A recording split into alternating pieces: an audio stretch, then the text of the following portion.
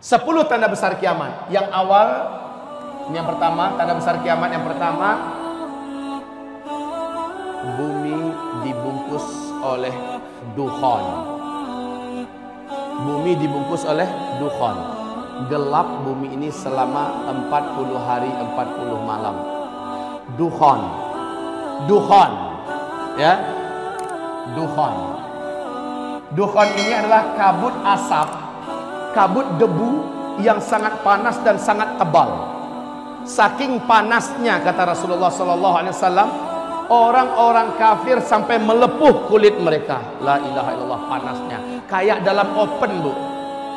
Saking panasnya, orang kafir loh ya. Dan dari lubang hidung mereka mengeluarkan asap, dari mulut mereka mengeluarkan asap, dari lubang dubur mereka juga mengeluarkan asap. Mata mereka seperti mau lepas dan keluar dari sarangnya. Telinga mereka seperti mau pecah. Jantung mereka seperti panas terbakar. Orang-orang kafir. Dan orang-orang yang beriman hanya imannya menyimpang. Orang-orang Islam yang hobi buat dosa dan maksiat, kata Rasulullah sallallahu alaihi wasallam, mereka sama tersiksanya seperti orang kafir. Akan tetapi umatku yang beriman, imannya lurus, dan amal soleh mereka banyak sebelum itu terjadi, mereka aman. Saat dukhon sudah lenyap, matahari kembali nampak, orang-orang yang beriman dan yang amal solehnya banyak sebelum kejadian itu hanya seperti terserang flu dan demam saja. Kulitnya utuh, tubuhnya utuh, dia sehat, dia selamat, hanya seperti terserang flu dan demam saja. Tapi orang kafir, orang Islam yang hobi berzina sebelum kejadian itu, orang Islam yang hobi minum-minuman keras, orang Islam yang hobi menelantarkan salat, orang Islam yang hobi durhaka kepada kedua orang ibu bapaknya, orang Islam yang masih hobi makan riba, orang-orang Islam yang masih banyak berbuat dosa dan maksiat, dia sama tersiksanya seperti orang-orang kafir. Haula wala quwata illa billah. Dukhon ini 40 hari 40 malam. Bumi ini gelap gulita. Kalian tidak mampu membedakan kapan siang, kapan malam.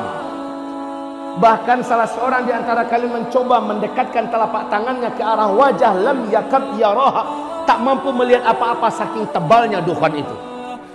La haula wala quwata illa billah. Kaum muslimin yang kami muliakan, setelah dukhon hilang, lenyap, apa kejadian? Besok harinya manusia dikejutkan dengan musibah lanjutan. Semua teknologi sudah berhenti. Semua teknologi sudah berakhir. Listrik tidak ada lagi, sinyal sudah hilang, mobil tidak bisa dihidupkan, pesawat tidak bisa dibawa terbang. Semua yang memanjakan manusia dari teknologi dan penemuan-penemuan modern berakhir. La haula wala quwata illa billah. Kenapa? Ada penyebabnya yang akan saya uraikan nanti dengan izin Allah Subhanahu wa taala. Baik kaum muslimin, saya lanjutkan. Dukhon, kabut debu yang panas sangat tebal. Selepas dukhon, teknologi musnah. Iklim udara di dunia menjadi panas. Sementara ketika orang keluar, sudah banyak bangkai-bangkai yang berserakan. Apakah bangkai binatang atau bangkai manusia yang tidak mampu bertahan meninggal dunia. 40 hari Pak, dibungkus oleh kabut debu yang teramat panas. Maka banyak sekali daun-daun, bunga-bunga segala macamnya, burung-burung yang mati. Setelah itu udara di muka bumi dan iklim udara juga berubah drastis menjadi panas. Air menjadi sulit didapatkan. Air-air menjadi kotor karena debu tadi telah turun dan mengendap kembali di bumi.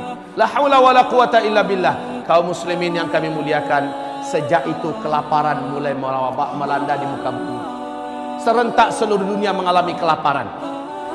Sepertiga air dari langit Allah tahan, sepertiga tanam-tanaman di muka bumi Allah biarkan mati. Kekurangan pakan secara global, serentak di muka bumi kekurangan makanan. Kalau hanya India yang kekurangan makanan, mudah-mudahan Thailand bisa menolong, Indonesia bisa menolong. Lah ini serentak seluruh dunia kekurangan pakan. Orang berharap mudah-mudahan tahun depan lebih baik, ada solusi, hujan turun lebih banyak. Harapan orang hanya tinggal harapan. Tahun esoknya lagi, tahun kedua, 2/3 air dari langit Allah tahan. 2/3 tanam-tanaman dan hewan yang dapat dimakan, hewan ternak yang dapat dimakan di bumi, Allah biarkan mati. 2 kali lipat daripada tahun yang lalu, Pak. Beratnya hidup. Kelaparan semakin merajalela di seluruh dunia. Anak-anak kecil banyak bergelimpangan. Orang-orang dewasa juga sudah putus asa. La haula wala quwata illa billah. Saat itulah hadis sahih Imam Bukhari di dalam kitab Al-Adabul Mufrad. Rasulullah bersabda, tidak akan terjadi kiamat sampai tetangga tega mendatangi tetangganya demi memperebutkan sepotong roti yang ada pada tetangga yang ini membunuhnya dan mendapatkan sepotong roti itu. Kadang-kadang tetangganya ngaku nggak punya makanan, nggak percaya yang datang ini, dibunuhnya juga.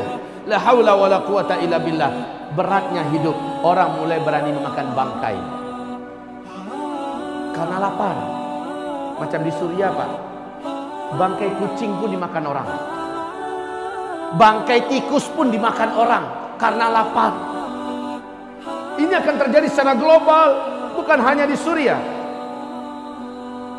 Setelah itu tahun ketiga, sama sekali air tidak turun dari langit, sama sekali tanam-tanaman dan hewan ternak yang dapat dimakan di muka bumi mati. Disitulah sahabat bertanya kepada Rasulullah, ya Rasulullah, bagaimana kami melanjutkan hidup ketika makanan saat itu sudah tidak ada? Bagaimana kami bisa bertahan ketika makanan sudah putus, air tidak ada? Nabi menjawab, makan minum kalian saat itu adalah zikir. Subhanallah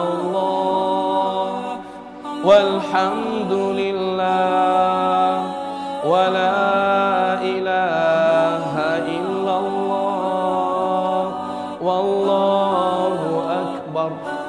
Kalian baca terus, niatkan untuk mengenyangkan perut kalian, Allah akan kenyangkan perut kalian.